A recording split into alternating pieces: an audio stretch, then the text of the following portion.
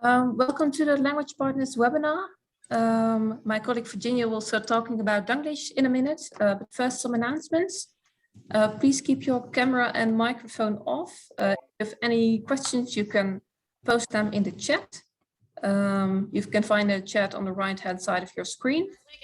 We will answer any questions after the presentation. During the presentation, the trainer will use polls. They pop up on your screen, and when she'll ask questions, and when she's asking questions, you can also answer them in the chat. If you have any technical issues, you can email to the help desk. Their email address was in the last email you received. Then I'd like now to introduce Virginia Nielsen. She's been a trainer member of the L&D team at Language Partners for many years. Today she's going to talk about common mistakes Dutch speakers make in English. Virginia, you have the floor. Krijg ik dit? Sorry hoor. Hi, welcome everybody. Thank you very much, Corolla. So yeah, let's kick off. So I will go over to the presentation now. So what have we got on the agenda today? Yes, well, we just had the introduction and the welcome. So next up, we will be looking at accuracy versus fluency, and we will, well, I'll be doing a poll. So I'm really curious what you think about those two things. Then we will be moving on to Dunglish. What is it and why does it happen? And then we will get to the main part of this webinar, and that's the different errors that can occur with examples and practice. And then we'll wrap up, and at the end there is a chance for any questions you may have. I think I can hear somebody's sound. Maybe if you could just make sure you're all on mute, that would be fantastic. Thank you.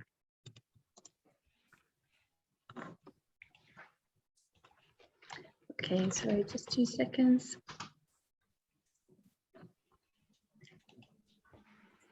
Just getting myself organized here. I've got a lot of, if you could also turn your videos off, that would be wonderful, because I've got a lot of videos on the screen. So please turn your videos and put yourself on mute. Thank you. Okay, so before we start, it's important to remember that learning a language is an ongoing process.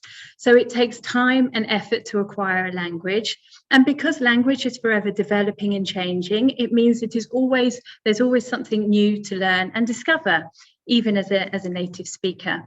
I think it's therefore really important to be realistic when we're thinking about our own language learning goals. So of course, it would be fantastic to be able to speak a second or even a third language like your mother tongue. And maybe for some people, it's true that they seem to pick up or learn languages easier than others.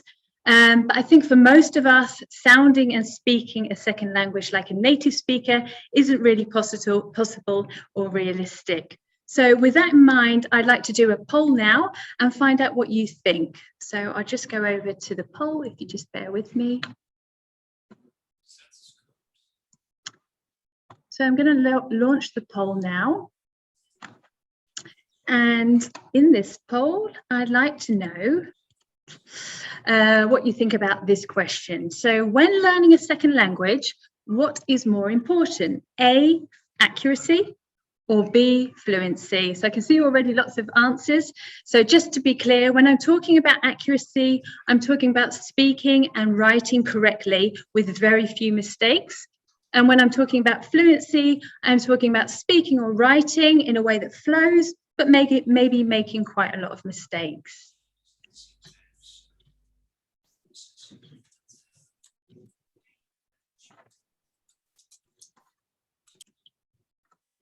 Okay, I'll give a few more seconds to see if we've got any more answers. Oh, it's neck and neck, so it's nearly 50-50, 47-53.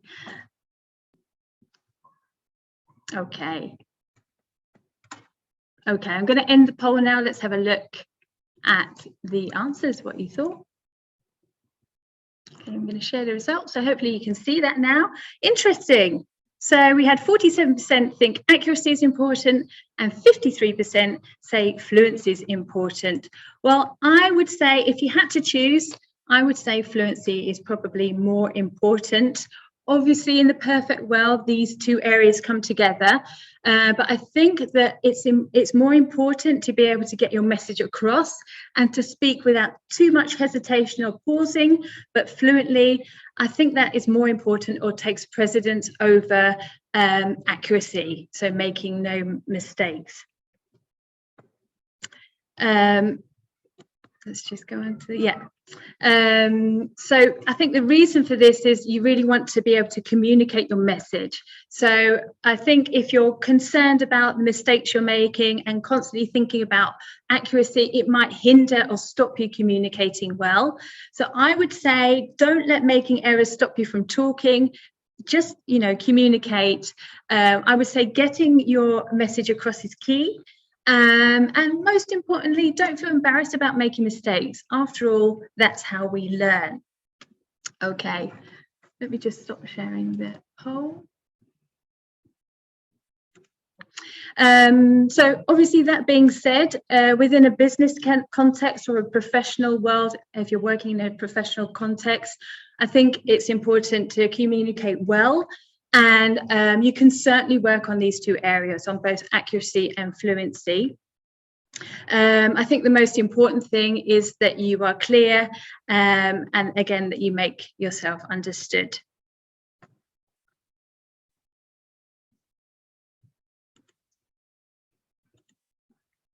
Now, before we go on to looking at the mistakes that can be made if you're speaking English and the pitfalls, I'd like to share something that I found last year. Actually, I already knew about this, but basically there is a poll that's been done. It's called the EF English Proficiency Index, and the Dutch have won for the third time running the proficiency of English. So basically that means that they are good English speakers. The test is, they have acquired the results online for English tests, and this proficiency test includes 112 countries. So the Dutch have won for the third time in a row as being the most proficient country of English. So well done, the Netherlands. Okay, so all of that being said, of course, mistakes can happen. So let's now move on to some common pitfalls that can occur when you're speaking English. Before we do, maybe it's a good idea to quickly look at what we mean by Dunglish. So Dunglish is the combination of two words, Dutch and English, and it refers to the mistakes that Dutch people can make when speaking English and vice versa. This can naturally happen in all languages. For example, typical mistakes in English made when English people are speaking Spanish is called Spanglish. However, when languages are closely related to one another, like, for example, Dutch, English and German, even more confusion can occur. So these are Germanic languages, and they have similar structures and vocabulary. And I think for this very reason, that's why lots of mistakes can happen. So I'd like to share with you some silly mistakes I made when I first came to the Netherlands. So one of the things I was rather confused about was when I knew that my mother-in-law, my husband's mother, called my husband on the phone. And when he answered the phone, he'd say, "Hi, Mum, who is it?" Which I thought was rather odd because he knew who it was. It was his mother. And the other silly mistake I made, I was walking down a road in a town and I saw a huge warehouse with the word magazijn, which I suddenly thought of magazines. And for some reason, just for a moment there, I thought the warehouse was full of magazines. So a bit strange, but that's what happens, I think, when you're in my case, English brain. Okay, so let's now focus on what kind of mistakes can occur. So in my example, I heard a word that seemed to sound like a word that I recognized in my own language. So that was who. And in my second example, I saw a word that looked like a word I thought I knew, magazine. So these mistakes can fall in the category of choice of words, or what we like to call false friends. But in what other areas do you think we can make mistakes in language? So I'd like to hear from you. So please, in the chat, tell me about any other areas of language you think you may make a mistake.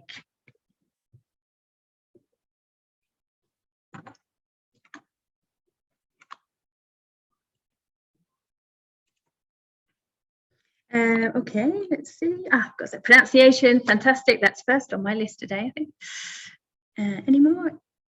In business, banking, I think maybe you mean vocabulary or in terminology perhaps there. I think that's what I understand from that one. Grammar, certainly grammar. Yeah.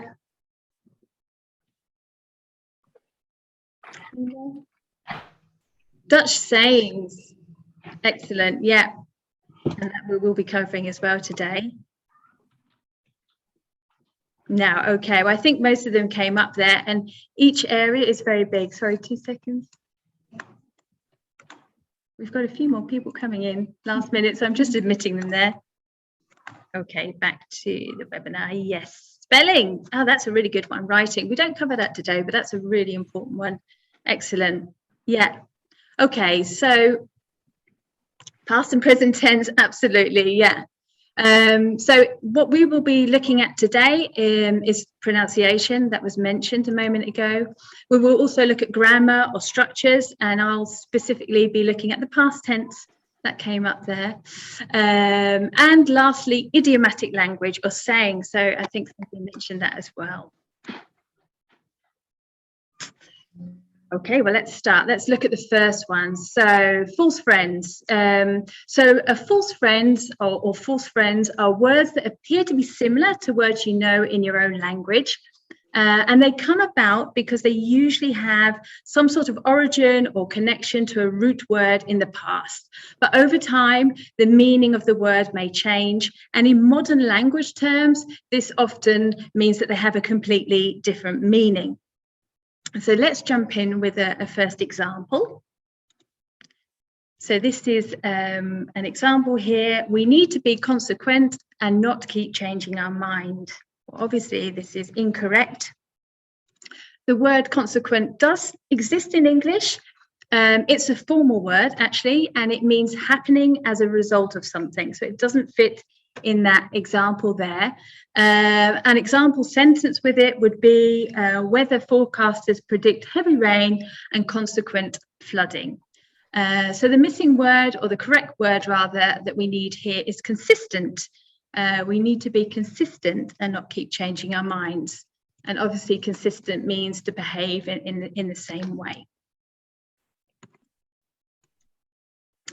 Okay, the next one.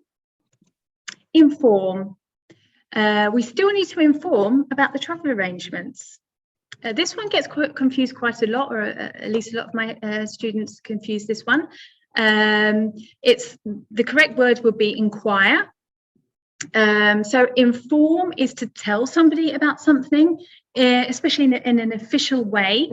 So my example there you can see is we need to inform them about our change of address. With acquire, we still need to inquire about the travel arrangements. So basically, if you want to ask for information, you inquire for information, and that person informs you, gives you that information. Okay, now it's your turn. So in a moment, on the left-hand side of the screen, you will see a false friend. I've also given it in a context of a sentence, just like I did before.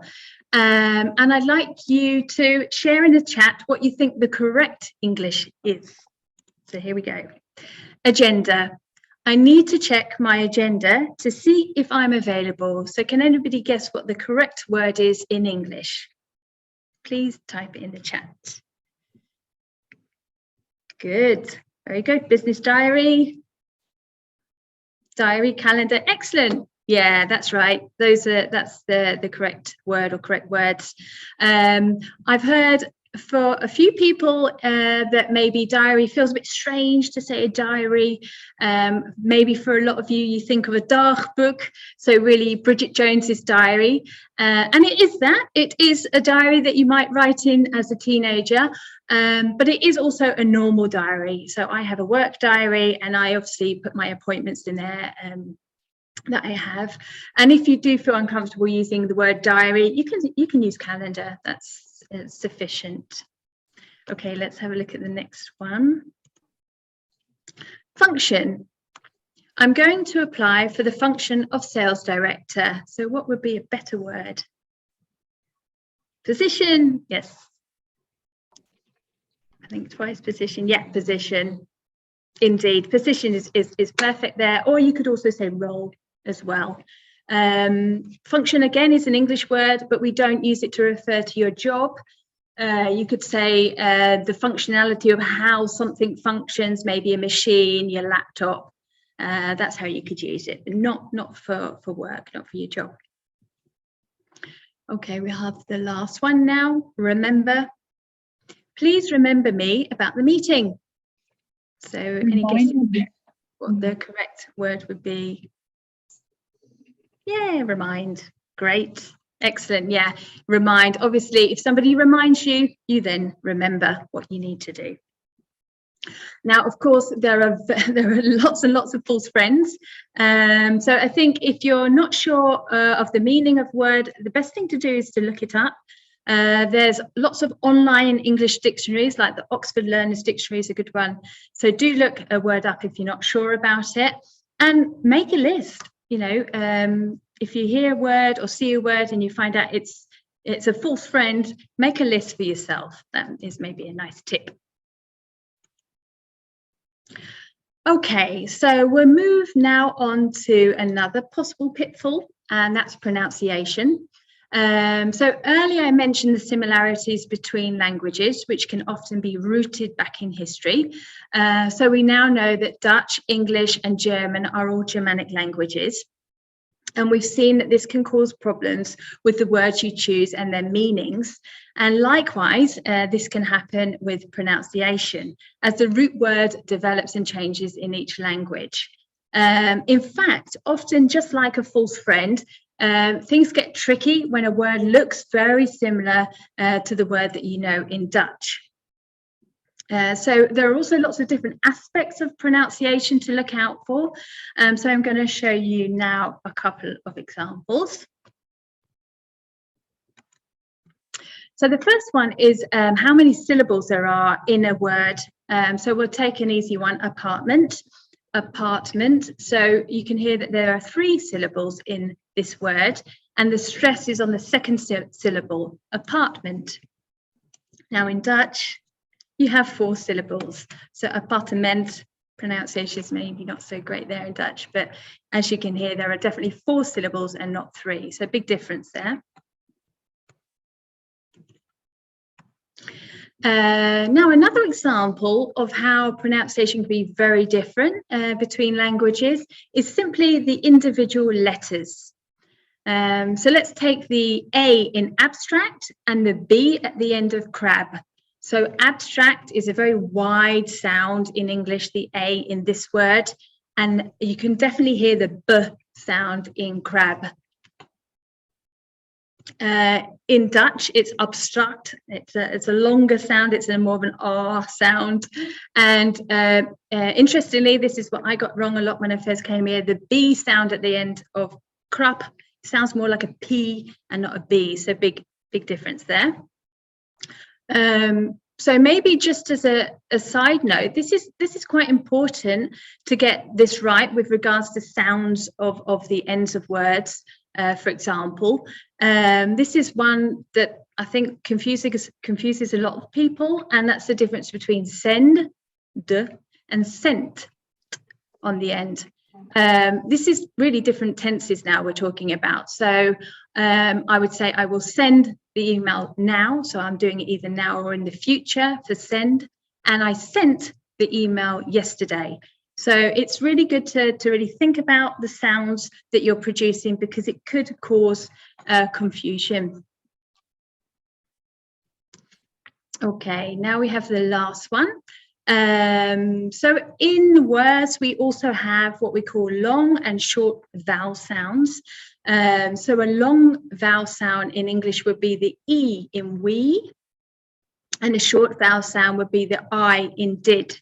And in temperature, which is the English pronunciation. It's quite short. You've got lots of short vowels. Temperature. And I'm sure if you say it yourself in your head or at home, you're in your own language, temperature, it's a lot longer. So pronunciation can also differ or be different in how long or short a word sounds.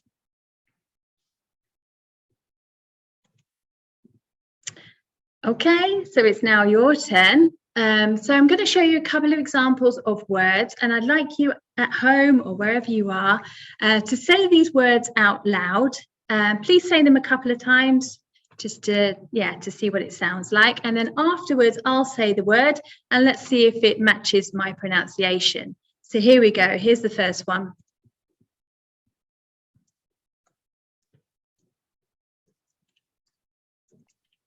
Idea. Idea.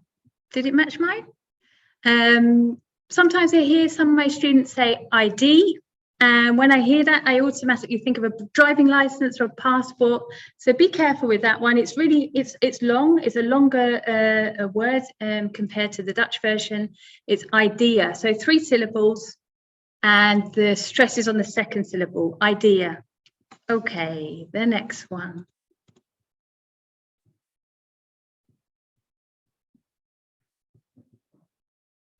Professional, professional. So the stress is on the second syllable with this one, professional.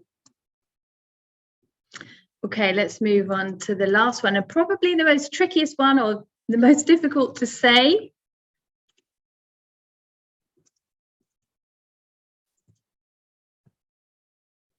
Hierarchy, hierarchy. So you can see on the right-hand side on the screen there that the stress is in bold, and that's on the first part. Maybe you can remember it because it's high and the sound goes up. So it's on the first syllable, hierarchy. I think we had a little problem there. Not quite sure what happened. Hopefully we're all still with one another. 2 seconds, sorry about this. We're just seeing, we've got a few problems.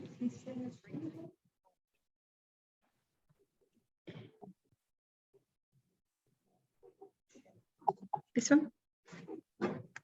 Okay, technical hitch, sorry about that. Don't know what happened there.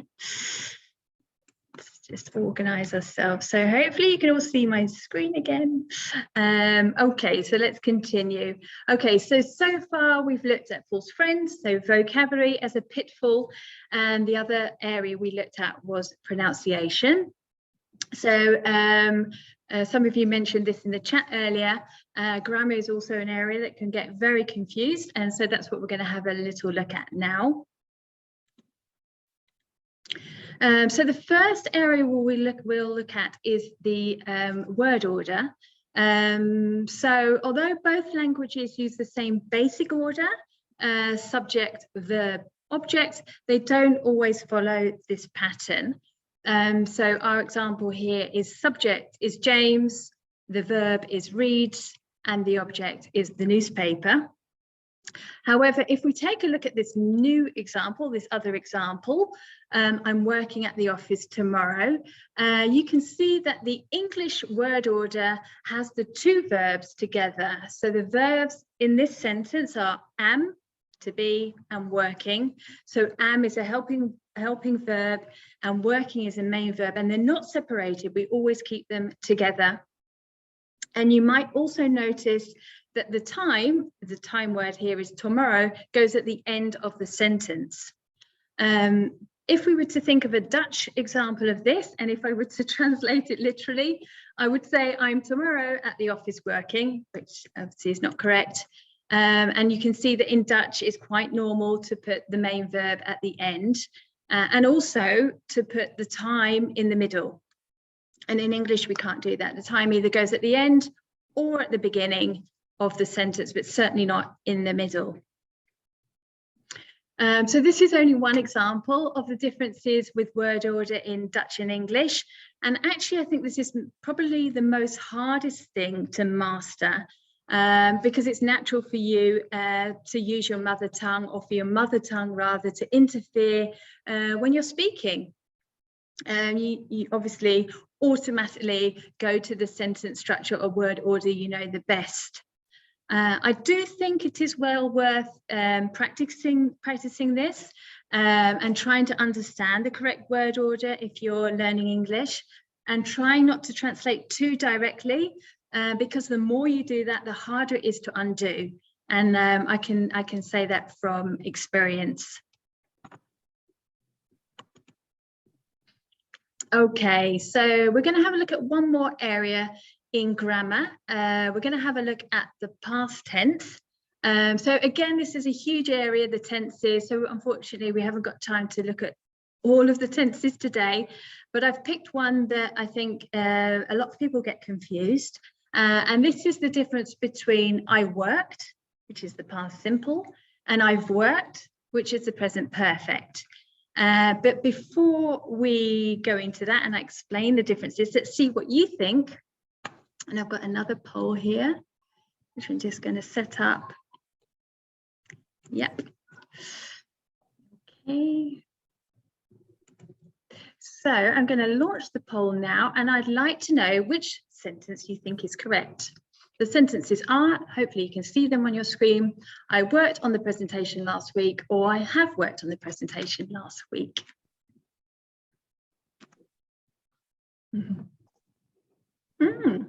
Okay, there's 68, oh, things are changing. It's again nearly neck and neck. Very interesting, nearly 50-50. I think most of you have answered. Give a few seconds for any more. Maybe even think about it. Maybe you start doubting yourself now. Maybe it was the other one. Okay, I'm going to end the poll and share it. Okay, well, the first one was correct. I worked on the presentation last week, and not I have worked on the presentation last week. And I will explain this a bit more to you. So we're talking about the differences between the past simple and the present perfect. So the past simple is really a finished action. It's got nothing to do with now. So I worked on the presentation.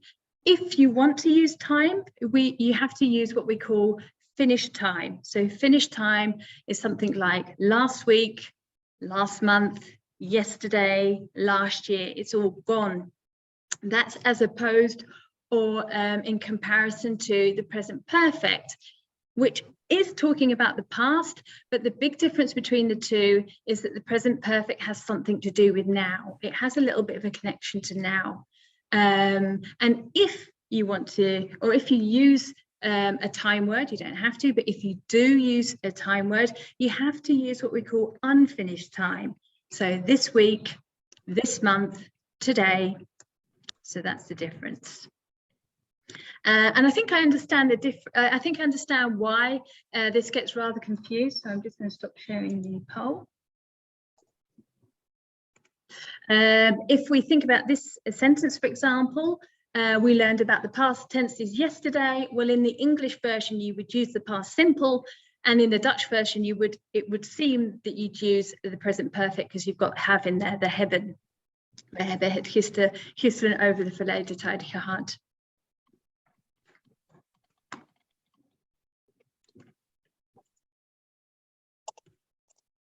Okay, now we've come to the last part. Yeah, idioms. Now, this is where language gets really strange and pretty funny, actually. Many idioms on the surface don't make sense at all, but when you do a little digging and research, there are often logical and historical reasons behind the choice of words and saying.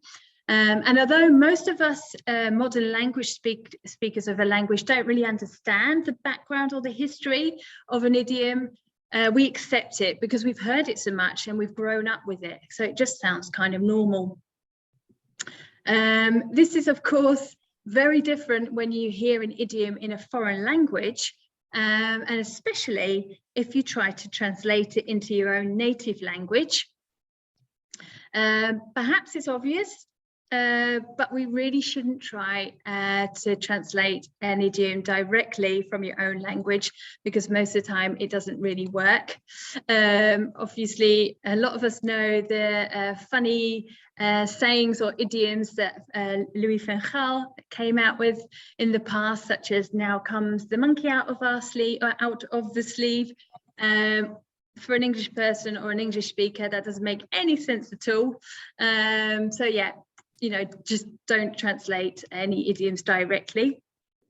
If you're wondering what the equivalent idiom is, it's to let the cat out of the bag, which is, yeah, strangely, both of them involve cats, or animals rather, hiding in things. Monkey in the sleeve, cat in the bag. No. Okay. Okay, so as with many of our examples today, the fact that Dutch and English are closely related, there are some idioms that are nearly the same. So what I'd like to do to finish off is play a little game. I'm going to show you a Dutch idiom on the screen, or you'll see a Dutch idiom on the screen, and I'd like you to type in the chat what you think the English equivalent is. We'll start off easy. So here's the Dutch idiom.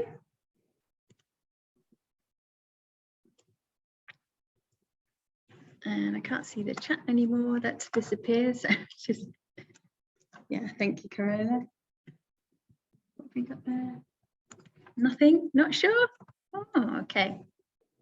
I'll give you the image as well. So what is the English equivalent of this idiom? Not sure. Okay, I thought maybe it was an easy one. Maybe when you see it, you think, of course, of course. It's to take the bull by the horns. Okay, let's try another one then. So this is the Dutch idiom. So what do you think the English equivalent idiom is?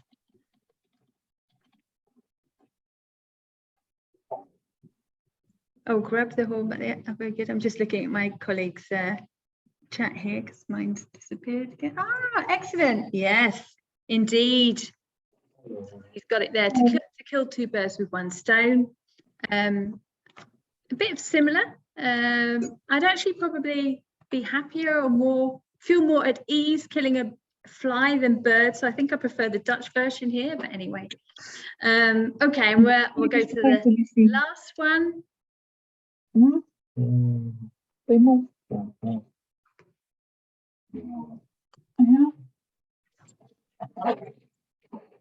Okay, I think I can hear somebody. If you could just put yourself on mute, that would be fantastic.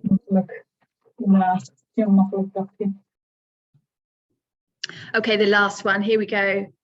Anybody? Yes, indeed, of course. It's raining cats and dogs. Not surprising that both the Netherlands and England have got idioms for raining, as that's something we are used to, it raining a lot and quite hard. So there's the idioms there. Okay, so that brings us to the end of today's webinar. But before we wrap up, and I can answer any questions if you have any, let's just have a little look back at what we covered. So first of all, we looked at accuracy versus fluency. So obviously it would be great if we could be perfect in both of these areas, and you can certainly work on perfecting both of these areas, but please don't let it get in the way of communicating and you know, communicating your message, saying what you need to say. We also had a quick look at what Dunglish is and why it happens. So we discovered that Dunglish refers to mistakes that Dutch speakers make when communicating in English and vice versa. And this often occurs because of the apparent similarities between the two languages. And obviously it's natural for your native tongue to take over sometimes when you're trying to speak a foreign language. We also had a very quick look at 4 pitfalls. We looked at false friends. So those are those words which seem to resemble a word that you know in your own language, but actually have a completely different meaning. We also looked at pronunciation. So we looked at words again that maybe look or are spelt the same or nearly the same, but again, sound very different, maybe because of the syllables or the beats of the word, where the stress is in a word, how long the word is. So lots of areas there with pronunciation. Obviously, the big area of grammar that we only had a quick look at, but we looked at the word order, which is a big one, a big difference between Dutch and English, and how obviously mistakes can happen there. And we had a very quick look at the past tense, the present perfect and the past simple, and how that can get confused between the two languages. And lastly, we had a quick look at some idioms, and how, yeah, they're pretty odd in your own language when you start thinking about them, but when you translate them, they become very strange indeed. Yeah, now over to any questions you may have. I'm going to have a look over at my colleague's laptop to see any questions coming in the chat. So please do ask if you have any questions about what we've covered or anything else. So I've got one here. I wonder if anyone knows the Dutch equivalent of see which way the wind blows. Well, maybe you can help out there. I don't think I know. Maybe I know it when I hear it. Do you know it, Corolla? Not sure. No. There are often equivalent idioms, but sometimes it's very difficult just to know which one it is. I don't know if anybody knows that. So the question was, does anybody know the equivalent for see which way the wind blows? I'm not sure about that. I think we have to look that one up. Any other questions? Animal with whiskers was a clue. Het komt zoals het komt. That sounds good. Does that sound right? Sounds good. Sima, het schip via. Yeah, that a lot of idioms in the Netherlands have to do with ships and sailing, obviously, because of history. So yeah, very interesting. It involves a tree. Yeah, could be. Okay, could be. It is quite funny when you start looking up it's like looking into the history of an idiom. It all makes sense when you look it up. Yeah, any other questions about maybe the grammar or pronunciation that we've looked at?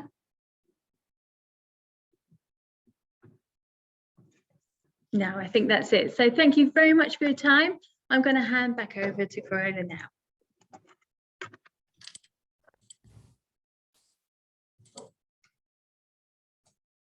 Well, thanks, Virginia, for your great webinar.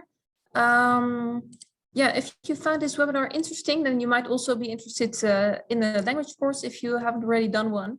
After the webinar, you'll receive an email with a little demo of one of our courses.